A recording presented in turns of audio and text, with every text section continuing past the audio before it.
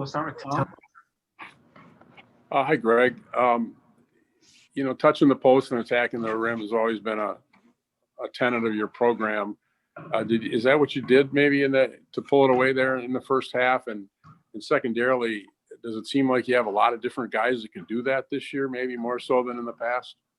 Yeah, I think our depth is starting to come into place, and guys are becoming more comfortable with different combinations. And, one of our better combinations tonight was a little smaller with Wall at the 4. So, I think we touched it early, but I didn't like the shots we settled for at times. But I thought, like I said, what we did on the defensive end ignited us pretty well. And, then we got into a little rhythm. We got into a flow, specifically there in the second half. Like I said, we'll have to continue to touch the post through everybody. I mean, Trevor Anderson even posted a few times tonight, and he's the second smallest guy on the team. So that was good to see, but I was really happy with how we were able to create energy off our defense. Steve? Thanks. I know it's been a while since you and Will were both on this staff at Wisconsin, but just what was it like to coach against him? Just how weird was it to kind of coach against Orion in this building? Yeah, I really don't get caught up in that. I mean, I talked to him for quite a while before the game, before we even went in for a pregame talk, and got a chance to catch up with it a little bit then. And obviously saw him when we came out before the national anthem. But once the ball goes up, I really don't pay attention to who's on the other bench. I'm focused on how I can help our guys be better and what, corrections and guidance I can give our guys. So I really don't get wrapped up with who's on the other bench. He's trying to, work with his guys. I'm trying to work with our guys, and it's about the players. It's not about who's coaching each team. And like I said, I thought our guys did a good job of playing true to who we can be tonight. So it was good to catch up with him before the game, and a little bit, albeit socially distanced and masked up. It's obviously in odd times, but good to see him. Good to see Freddie. And like I said, once the ball went up, it's not about who's coaching down at the other end.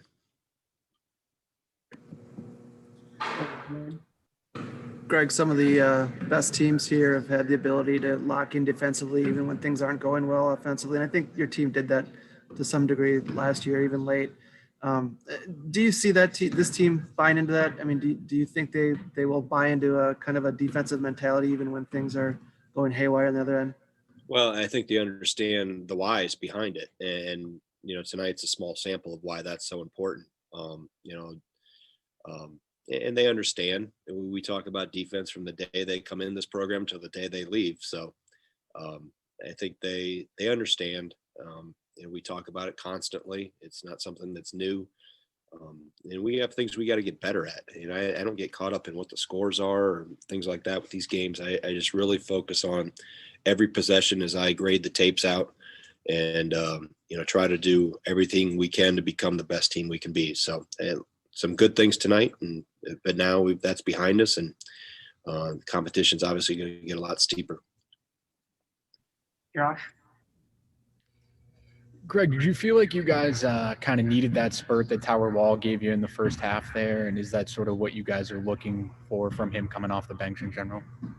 Yeah, I think anything, as I've told them, anytime you can come in, when you come into the game, or whether you're the guy, it's hard in this environment. There's no crowd to get any energy from. So we've got to create our own and find new and innovative ways to do that. So whether it's the towel waivers on our team, or guys that come off the bench, just add to the bucket. When you come in, help us out, contribute however you can contribute. And like I said, I thought Tyler, once he got through those first couple turnovers and I sat him down and just said, hey, calm down, slow down. You're trying to play way too fast. Once he went back in, it was, for a while there, it was the Tyler Wall show. So, but that's the potential he has. He's very versatile. He's really athletic. I think the experience last year has done wonders for him. That's great contributions. That's a great sign of a good team, that they can get a lot of contributions in a lot of different ways, and everybody's happy to help. I said, we keep telling them, just contribute however you can, whenever you can. We've got time for two more for Coach. We'll go over to Ben. Greg, road games are going to look different this year. Micah kind of even said that you have to bring your own energy, home and on the road. What are you kind of expecting on Friday on your first road game? Going to be a little different environment for you guys. Yeah, it's obviously in a different arena.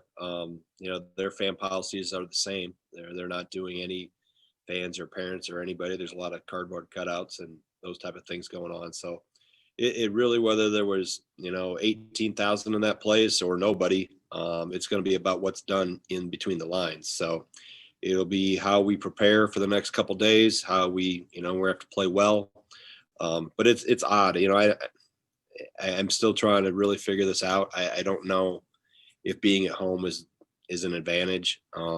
Other maybe you're a little comfortable with the rims, the surrounding, the shooting background, but obviously there's not the emotional boost that you normally get or think you would have being at home with the home crowd. So it's we're in unprecedented times, and so we'll just get ready to play on Friday night and see what happens. But I watched a little bit of their game with Oklahoma State going on now, and obviously setup is very similar to how we have it here.